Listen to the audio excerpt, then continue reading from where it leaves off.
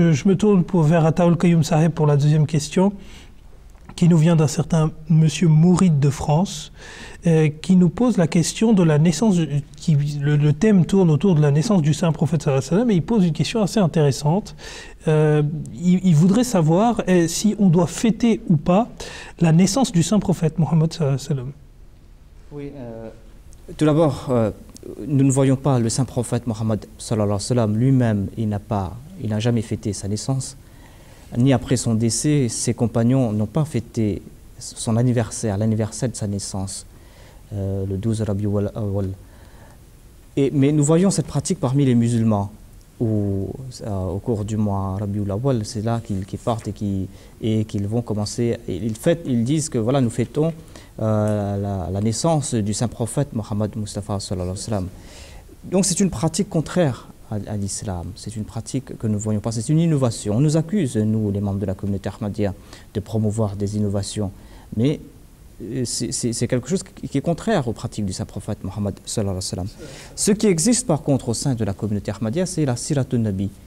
La Siratun Nabi, c'est un jour institué au sein de la communauté où l'on évoque les qualités du saint prophète Mohammed sallallahu alayhi wa sallam. Et pour vous brosser l'historique de cet événement, c'est qu'en Inde, à l'époque du deuxième calife, et c'est là parmi les faveurs que nous accordaient les califes, à l'époque du deuxième calife, il y avait certaines personnes, c'était en Inde, il y avait des hindous qui avaient écrit des ouvrages très calomnieux à l'égard du saint prophète Mohammed sallallahu alayhi wa sallam, qui a blessé profondément les musulmans et qui, en résultat, a créé beaucoup de troubles. Et le deuxième calife, il a déclaré que ceux qui sont fautifs, ce sont les musulmans, parce qu'ils ne présentent pas le saint prophète Mohammed, mais ce soit lui aux autres. Et c'est là qu'il a dit que tous les ans, nous devons organiser des conférences. Au cours de ces conférences, nous allons inviter des musulmans, des non-musulmans, à parler sur les traits de caractère du saint prophète Mohammed Mustafa sallallahu alayhi wa sallam. Donc notre tâche à nous, ce n'est pas de célébrer l'anniversaire, cela ne sert à rien, mais c'est de présenter, défendre le saint prophète Mohammed soit lui. Comme nous le voyons, il y a toujours des campagnes contre le saint prophète qui viennent. Des fois ce sont des films abjects, des fois ce sont des ouvrages odieux, des fois ce sont des articles dans des journaux, des caricatures, ça ne cesse quoi. Et il nous a dit que la meilleure façon de défendre le saint prophète, c'est de présenter son caractère et c'est de la pratiquer. Donc c'est ça la meilleure façon de célébrer le saint prophète Mohammed paix soit lui. Jacoula, Nabi Saheb, vous voulez rajouter comme petit quelque chose? Aujourd'hui, par exemple, je peux parler du Pakistan. Si on voit comment l'anniversaire du prophète sallallahu alayhi wa sallam est fêté là-bas, par exemple, si vous êtes en train de marcher dans la rue et vous n'imaginez même pas qu'en fait, ils sont vraiment en train de célébrer l'anniversaire du prophète. Vous allez avoir de la danse, mais rien, il n'y aura pas d'islam.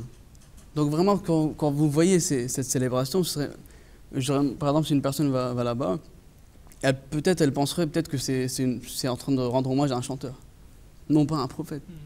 Donc il faut vraiment aussi voir ce que cette célébration apporte. Et si vous voulez vraiment célébrer l'anniversaire du prophète, c'est pas avec ces danses, ces choses qui sont vraiment même pas qui sont pas dignes d'un prophète quelconque. Donc si vous voulez vraiment célébrer son anniversaire, c'est de propager son message à travers le monde entier, de dire en fait ce qu'il a fait, son caractère, ses caractères moraux, de ce qu'il a fait, qu'est-ce qu'il a dit par rapport à certains sujets. Donc je pense qu'il faut vraiment accentuer sur le fait que le saint prophète sallam, il est vraiment venu dans ce monde pour propager de l'amour. Non pas, au lieu de rester sur cette célébration qui n'amène rien, il faut vraiment qu'on s'y mette à propager le vrai message du saint prophète sallam. Encore une fois pour ce plaidoyer conjoint. C'est vrai que je connaissais pas en fait cette petite histoire du Pakistan, mais c'est vrai que les danses et les chants ne font absolument pas redorer le statut d'un prophète en fait, et le statut d'un prophète. Pas le plus grand des prophètes. Et encore moins le plus grand des prophètes. Mais c'est vrai que la célébration, du moins le Sirat Nabin que fait la communauté musulmane ahmadiyya, c'est-à-dire cette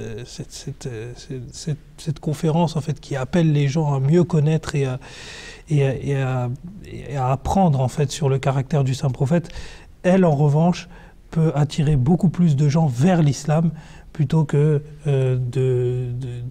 d'en attirer que la pure critique ou encore la moquerie. Jazakoullah, en tout cas, encore une fois pour cette réponse, je vais